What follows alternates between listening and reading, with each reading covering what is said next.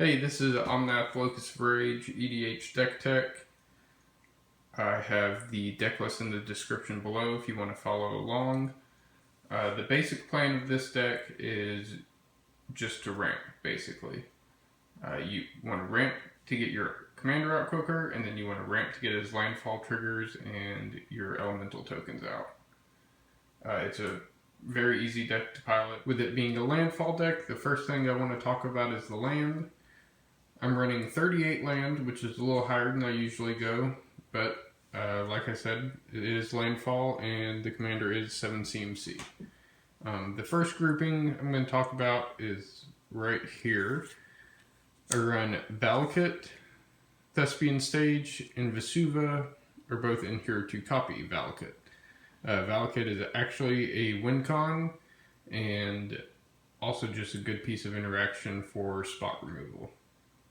Now, moving on to fetch lands, I'm running all 8 possible fetch lands. Those are very important in this deck to get the double landfall triggers. I'm running the 3 mountain forest fetchable dual lands. I left out the 4th one because it enters tapped, and I want to avoid lands that enter tapped as much as possible. The only one I have in the whole deck is actually Valakut. Next, the basics. I'm running 8 of each. Even though there's a lot more green mana cost cards in the deck, I have to run a high mountain count for Valakut.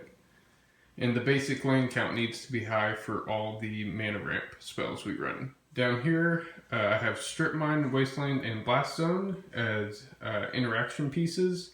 Strip Mine and Wasteland are in there because I have ways to recur them. Over here are some more of the utility lands. I have Ancient Tomb, it speeds you up.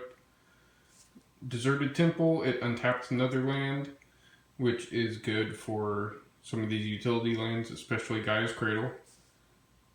Cavern of Souls, you don't want to dump 7+ mana into your commander to have it countered. And Yavimaya Hollow regenerates a creature.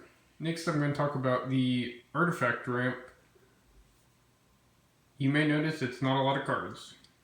And that is because we want land ramp as much as possible because it's a landfall deck. So I'm only running the best artifact ramp. Soul Ring, Chrome Mox, Mox Diamond, Mana Crypt, and Mana Vault. Next, our mana ramp package. We have mana ramp moving from more traditional stuff here into stuff that specifically gets non-basics. And down here is more enablers for ramp than ramp itself. The Crucible and the Excavator let you do fetch lands from your graveyard and let you recur the Wasteland and Strip Mine, which if you get that out early enough, that can actually lock one player completely out of the game. We're able to run so much mana ramp in this deck because Omnath makes creatures off of lands entering the battlefield, so all of this turns into creatures.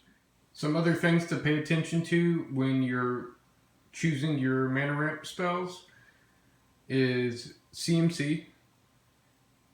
If the land they get comes into play untapped, if they get more than one land, or if they get a specific land type rather than the basic, so you can get your duels. Next is our interaction package. Beast Within is just the best spot removal in green. We have Red Elemental Blast and Pyroblast to counter spells, and they can also destroy blue permanents. So that's nice. Veil of Summer also interacts with counter spells, and worst case, it's a cantrip. Heroic Intervention makes your stuff indestructible. For obvious reasons, you may not want to lose everything. Scavenging Ooze interacts with graveyard-based decks, and Nature's Claim is the most mana efficient artifact enchantment removal at instant speed as well. And Blasphemous Act is, in my opinion, probably the best board wipe in these colors. Card draw. We have 3 wheels, Rishkar's Expertise, Elemental Bond, and Greater Good. The wheels are great, especially Memory Jar, because it's more or less one-sided. Greater Good is still being tested, but it's also a sack outlet, so I think it's going to be good in this deck. And Rishkar's Expertise, the second clause actually gets some of our most expensive stuff in the deck. So that 5 CMC 5 or less is actually really... I'm also running Top Library and Miri's Guile for top deck manipulation. Outside of Elemental Beatdown, we have a few other win cons. There's Scapeshift Prismatic Omen, which I have a more detailed explanation of in a Combos Explained video. There's Craterhoof Behemoth, when we don't have enough elementals to do the job by themselves, or we just want it done a little quicker. And Natural Order is our best way to go and get them. There's also Where Ancients Tread and Warstorm Surge that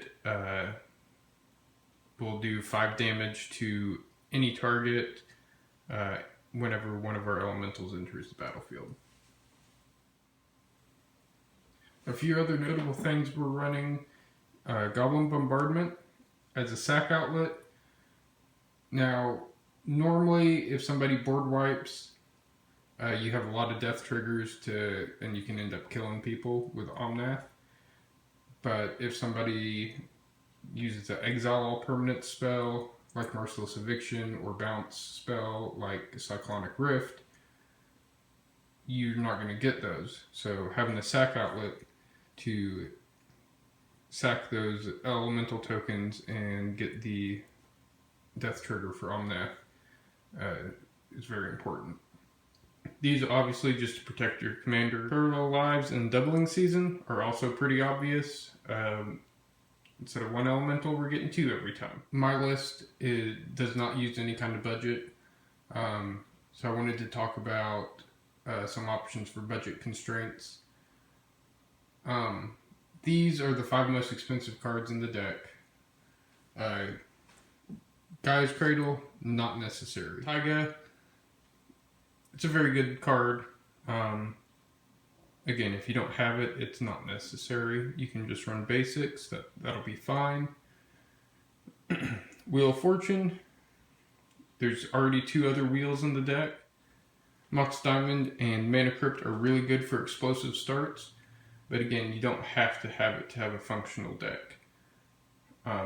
If you're going to spend money to build a Omnath deck, I would definitely recommend putting it into the fetch lands before anything else, because in my opinion these are extremely important for the deck